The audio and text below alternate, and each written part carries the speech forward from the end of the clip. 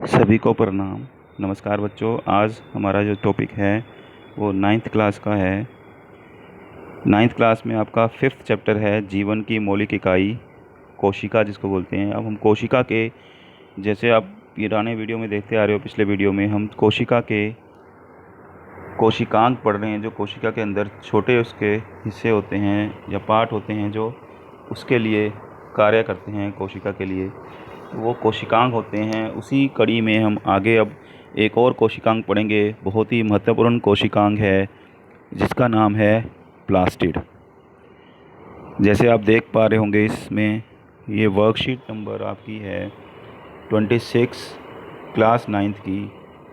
तो इसमें हम प्लास्टिड के बारे में जानेंगे। प्लास्टिड बहुत ही महत्वपूर्ण अंग है कोशिका का, क्योंकि आप जानते हैं पौधे अपना भोजन स्वयं बनाते हैं, जिस प्रक्रिया को आपने पहले भी सुना होगा, जिसको हम प्रकाश संश्लेषण बोलते हैं। मतलब प्रकाश की उपस्थिति में अपना भोजन बनाना, सूर्य के प्रकाश की उपस्थिति में। तो हम पहले इसको पढ़ते हैं, फिर इसको हम और डिटेल में समझाएंगे। प्लास्टिड क्या होते हैं? प्लास्टिड सिर्फ पादप कोशिकाओं में पाए जाते हैं। आपने इससे पहले पादप कोशिका और जंतु कोशिका में अंतर पढ़े होंगे, या आप द्वारा देख सकते हैं पुराने वीडियोज़ में। तो प्लास्टिड जो हैं उनमें दोहरी झिल्ली होती है, क्योंकि पादप कोशिकाओं में झिल्लियाँ डबल भी होती हैं। ऐसी पादप कोशिका में भी दो होती हैं, जैसे आपने देखा है कोशिका भित्ति और कोशिका झिल्ली। ऐसे ही प्लास्टिड भी दोहरी झिल्ली वाला एक कोशिकांग है जो सिर्फ पादप कोशिका में होता है। दो तरह की कोशिकाएं आपने सुनी होंगी। जंतु कोशिका, जंतु यानी कि हम जो अपना भोजन स्वयं नहीं बनाते, हम भी हैं उसमें, बाकी जंतु भी आते हैं। तो हम अपना भोजन स्वयं नहीं बनाते, हम पौधों को खाते हैं। लेकिन पौधों को कोई भोजन नहीं देता, पेड़ पौधों को, पादप को कोई भोजन नहीं देता। एक कोशिका होती है पादप कोशिका, ये आप पहले पढ़ चुके हैं, इनके अंतर भी आप पुराने वीडियोज़ में देख सकते हैं। तो पादप कोशिका को कोई भी भोजन नहीं देता, वो अपने आप अपना भोजन बनाती हैं।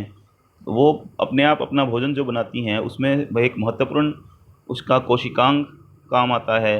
उनकी कोशिकाएं जो होती हैं पादप की, उसके अंदर एक महत्वपूर्ण कोशिकांग है जिसका नाम है प्लास्टिड। प्लास्टिड के अंदर ही एक केमिकल पाया जाता है, एक पिगमेंट पाया जाता है, एक वर्णक पाया जाता है जिसका नाम है, आप आगे पढ़ेंगे, जिसको हम क्लोरोफिल के नाम से भी जानते हैं। अब प्लास्टिड कितनी प्रकार के होते हैं? दो प्रकार के प्लास्टिड होते हैं। एक होते हैं ल्यूकोप्लास्ट, लिको यहाँ आता है, उसका मेनली मतलब होता है सफ़ेद। और एक क्रोमोप्लास्ट, क्रोम का मतलब है यहाँ पे क्रोमो, क्रोमो मतलब कलरफुल, रंगीन। आपने सुना होगा कई बार क्रोमेटोग्राफी, इससे पहले चैप्टर में, सेकंड चैप्टर में। क्रोम मतलब कलर, रंग।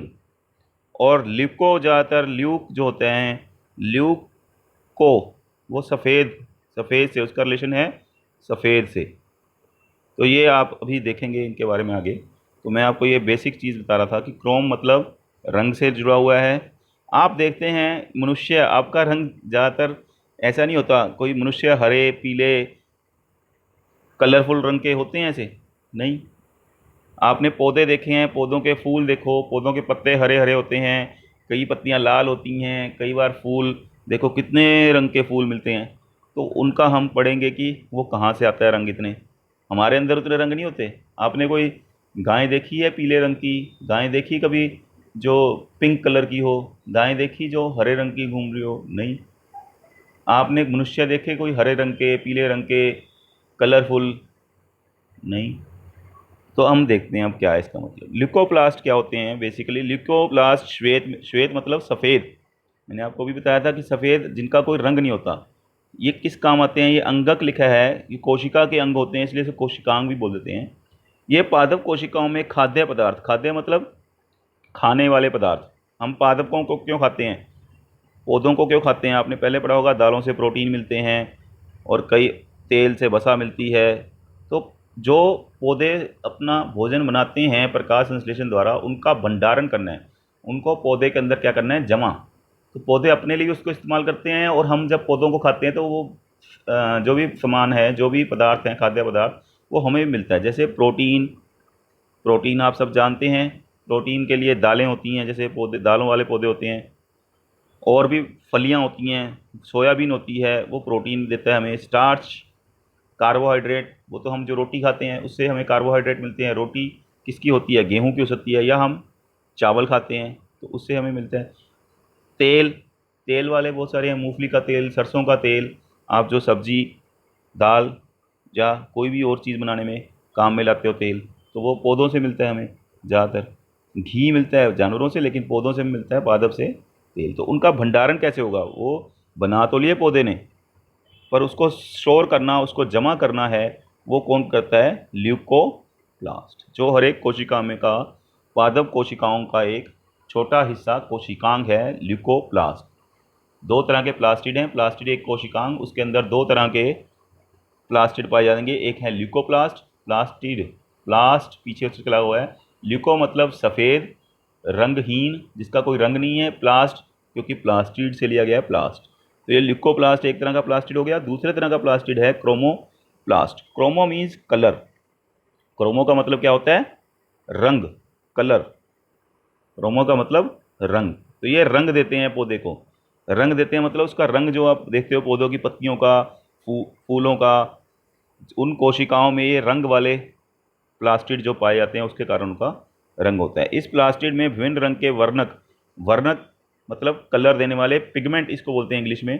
जैसे आप अपने घर में या आसपास के घरों में देखें, उनके कलर रंग करते हैं, रंग जो है वो एक रंग का ही आता है। जो कलर हम करते हैं वो पाउडर जो आता है वो एक रंग का होता है। उसमें छोटी छोटी डिब्बियाँ डालते हैं रंग की, छोटी छोटी डिब्बियाँ रंग की आती हैं, जिससे जो भी आपको रंग बनाना है वो बन जाता है। इसी तरह ये भी इसमें पिगमेंट होते हैं, नेचुरल पिगमेंट हैं।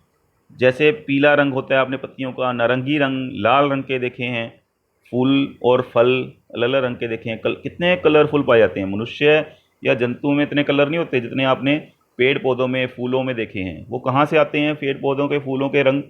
वो आते हैं एक तरह का वो प्लास्टिड है। एक तो हमने रंगहीन पढ़ा ऊपर ल्यूकोप्लास्टिक, एक ये है जो अलग अलग रंग का होते हैं वर्णक इनमें। वो फूलों को, फलों को अलग अलग तरह के रंग आप देखते हो। सेब लाल रंग का है, आम पीले रंग का है, आम आपका आम जो है हरे रंग के हैं। आप देखते हो पत्तियां हरे रंग की, आप देखते हो पत्तियां पीले रंग की। आप गेंदे का फूल देखते हो पीले रंग का, आप गुलाब का फूल देखते हो, गुलाब भी अलग अलग तरह के होते हैं, सफ़ेद, लाल। तो ये सारे रंग कहाँ से आते हैं? क्रोमोप्लास्ट से। और क्रोमोप्लास्ट में एक बहुत ही ज़रूरी सब्सटेंस है जिसके बिना कोई पादप अपना खाना नहीं बना सकते। और अगर वो खाना नहीं बनाएंगे पादप, क्योंकि वो काम करता है प्रकाश ऊर्जा को स्टोर करना। जो प्रकाश की ऊर्जा सूर्य से पड़ रही है उनके ऊपर, उसको वो अपने कन्वर्ट करता है, जिससे चेंज करता है, जिससे कि पादप अपना भोजन बना पाएँ, प्रकाश संश्लेषण कर पाएँ। तो एक तो ये रंग प्रदान करता है क्रोमोप्लास्ट। और क्रोमोप्लास्ट में एक हरे रंग का, आपने पढ़ा है पत्तियां हरे रंग की होती हैं, पत्तियों में भोजन बनता है, आप पीछे पढ़ चुके हो। तो पत्तियों में जो भोजन बनता है वो हरे रंग के एक वर्णक से बनता है जिसका नाम है क्लोरोफिल। बहुत इंपॉर्टेंट है, क्लोरोफिल इसका नाम है। और इसको हम क्लोरोप्लास्ट कहते हैं इसलिए, क्योंकि इसमें क्लोरोफिल है, तो इसलिए हम उसे क्लोरोप्लास्ट भी कहते हैं। वो पत्तियों को कौन सा रंग देता है? हरा रंग। बाकी विभिन्न रंग देते हैं क्रोमोप्लास्ट। क्रोमोप्लास्ट जो है अलग अलग तरह का रंग देते हैं। उनमें से जो हरा रंग देता है और जिसके अंदर क्लोरोफिल होता है, अलग अलग तरह के वर्णक होते हैं जिससे अलग अलग रंग आता है, पीला, नारंगी, लाल। आप जो भी रंग के फूल देख सकते हो वो रंग क्रोमोप्लास्ट से आए। लेकिन क्रोमोप्लास्ट के अंदर एक जो हरा रंग प्रदान करने वाला वर्णक है वो है क्लोरोफिल, जिसको हम क्लोरोप्लास्ट भी कहते हैं, जो पत्तियों और पादप को कौन सा रंग देता है? हरा रंग। क्लोरोप्लास्ट सबसे महत्वपूर्ण प्रक्रिया, सबसे महत्वपूर्ण क्यों? क्योंकि पौधे अगर प्रकाश संश्लेषण नहीं करेंगे, अगर फोटोसिंथेसिस नहीं करेंगे, प्रकाश की उपस्थिति में भोजन नहीं बनाएंगे अपना, तो पौधों, कोई भी जिंदा नहीं रह सकता। ना तो पौधों को भोजन मिलेगा, ना हमें भोजन मिलेगा। ये सबसे महत्वपूर्ण जैव रासायनिक, मतलब रासायनिक प्रक्रिया, रसायन बन रहे हैं उसमें, और ये जीवित चीज़ें के अंदर हो रही है, पौधे भी जीवित हैं। तो ये जैव रासायनिक प्रक्रिया में सबसे महत्वपूर्ण जैव रासायनिक प्रक्रिया है। क्योंकि अगर पौधे नहीं होंगे, पौधे नहीं बनाएंगे अपना भोजन, प्रकाश संश्लेषण नहीं करेंगे, तो ना तो हमें ऑक्सीजन मिलेगी जो बहुत ज़रूरी है क्योंकि उसमें ऑक्सीजन ही बनती है, और ना ही हम खाना, हमें भोजन मिल सकता है, क्योंकि हम तो पौधों पे डिपेंड हैं भोजन के लिए। समझ आ गई? ये तो क्लोरोफिल का क्या इंपॉर्टेंस है। ये हरा रंग देते हैं। और क्लोरोप्लास्ट जो हैं, या क्लोरोफिल, क्लोरोप्लास्ट कौन से प्लास्टिड हैं? जिसके अंदर हरे रंग का वर्णक क्लोरोफिल पाया जाता है। वो वाले क्रोमोप्लास्ट, क्रोम मतलब कलर, जो हरे रंग के होते हैं उनको हम क्लोरोप्लास्ट बोलते हैं। क्यों हरे रंग के होते हैं? क्योंकि उनके अंदर एक वर्णक है, एक पिगमेंट है, कलर देने वाला केमिकल क्लोरोफिल। वही क्लोरोफिल बहुत ही महत्वपूर्ण रासायनिक क्रिया प्रकाश संश्लेषण में मदद करता है, उसके बिना प्रकाश संश्लेषण नहीं हो सकता। अब हम अगर क्लोरोप्लास्ट का चित्र देखें, ये क्लोरोप्लास्ट का आपको चित्र दिखाया हुआ है, ये इसकी बाहरी झिल्ली है, ये इसमें अंदर डीएनए नाम का एक केमिकल होते हैं, और राइबोसम भी आपने पढ़े पीछे इस पहले जो आपने R E R S E R में, या राइबोसम है बिंदियों जैसे, तो ये पाए जाते हैं। तो ये एक क्लोरोप्लास्ट का चित्र है जिसको आप ध्यान से देख सकते हैं। और इसके अंदर खाली स्थान को हम स्ट्रोमा बोलते हैं। ये जो खाली जगह है इसके अंदर, जो जहाँ कुछ भी नहीं है, उसको हम क्या बोलेंगे? स्ट्रोमा। इसमें बहुत सारी झिल्ली वाली परतें होती हैं, इसके ऊपर एक परत, दूसरी परत, ऐसे परतें होती हैं जिसको हम थाइलेकोइड बोलते हैं। माइटोकॉन्ड्रिया की तरह, जो पीछे आपने माइटोकॉन्ड्रिया का वीडियो देखा वर्कशीट 25 में, प्लास्टिड में भी अपना, ये याद रखने की चीज़ है, कई बार क्वेश्चन आ जाता है कि किस में अपना डीएनए और राइबोसम होता है, कौन से कोशिकांग में अपना डीएनए और राइबोसम होता है, तो वो एक उनमें से है प्लास्टिड। प्लास्टिड का अपना डीएनए होता है, आप देख रहे हो जैसे चित्र में आप देख सकते हो। मैं थोड़ा चित्र को और बड़ा कर देता हूँ इसमें आपको देखने के लिए, तो अभी चित्र थोड़ा क्लियर होएगा, 2 मिनट आप वेट कीजिए। हाँ, तो ये चित्र क्लियर हो गया, आपको दिख रहा है यहाँ पे डीएनए है इसका अपना, और इसके अपने राइबोसम हैं। तो ये प्लास्टिड जो है, जिसका नाम है क्लोरोप्लास्ट, उसमें अपना डीएनए होता है और अपना ही राइबोसम होता है। ये याद रखना है, प्लास्टिड्स में अपना डीएनए और अपना राइबोसम होता है। ये इसकी भीतरी झिल्ली है और ये बाहरी झिल्ली, कवरिंग झिल्ली मतलब कवरिंग है मेम्ब्रेन की, एक भीतर में है एक अंदर है। तो ये आपका चैप्टर, यहाँ पे आपका टॉपिक एक थोड़ा सा समझ लिया आपने। अब आपके पास आता है पौधों में होने वाली प्रकाश संश्लेषण क्रिया क्यों जरूरी है? सभी जीवों के लिए जरूरी है, क्योंकि पौधे प्रकाश संश्लेषण नहीं करेंगे तो ये वाली जो ऑक्सीजन है, ये वही प्रकाश संश्लेषण की प्रक्रिया है। इसको आप याद कर लें, अच्छी तरह समझ लें इसमें होता क्या है। पौधे कार्बन डाइऑक्साइड लेते हैं बाहर से, पानी लेते हैं ज़मीन से, ज़मीन के नीचे से उनकी जो जड़ें हैं वो पानी खींचती हैं, और कार्बन डाइऑक्साइड हवा से पत्तों द्वारा, आपने स्टोमेटा पढ़ा होगा, तो पत्तों से के थ्रू स्टोमेटा से कार्बन डाइऑक्साइड अंदर आती है पौधे के, और पानी जो है जड़ों से आता है। उन दोनों को मिला के जब दिन में सूर्य की रोशनी होती है तब प्रकाश की सहायता से, और क्लोरोफिल जो है आपने पीछे पढ़ा, क्लोरोफिल जो क्लोरोप्लास्ट में पाया जाता है, हरे रंग का वर्णक, उसकी प्रेजेंट सहायता से ये बनाते हैं ग्लूकोज, जो एक कार्बोहाइड्रेट का फॉर्म है जो हमें चाहिए खाने में। ये बनता है जिसको ये स्टोर कर लेते हैं। भंडारण कहाँ होता है? किसी भी उसका, हमने बताया था पौधे के अंदर जो भी बनता है उसका भंडारण होता है ल्यूकोप्लास्ट करते हैं, जो बिना कलर के थे, ल्यूकोप्लास्ट। तो साथ में इसमें ये ऑक्सीजन बन रही है, और साथ में आपके पास ऑक्सीजन बन रही है। जो जल बनता है ये तो निकल जाता है, उड़ जाता है। ऑक्सीजन जो है वो वहीं जहाँ से कार्बन डाइऑक्साइड अंदर जाती है स्टोमेटा से अंदर जाती है, पत्तों में स्टोमेटा होते हैं, वहाँ से अंदर जाती है कार्बन डाइऑक्साइड, वहीं से ऑक्सीजन बाहर जाती है। वो ऑक्सीजन जो है वो हवा में जाती है, और हवा में हमें ऑक्सीजन का क्या है, ऑक्सीजन आपको पता ही है हमारे लिए कितनी ज़रूरी है। हम सांस लेते हैं ताकि ऑक्सीजन मिल सके, जिसकी सहायता से हम अपनी ऊर्जा बना सकें।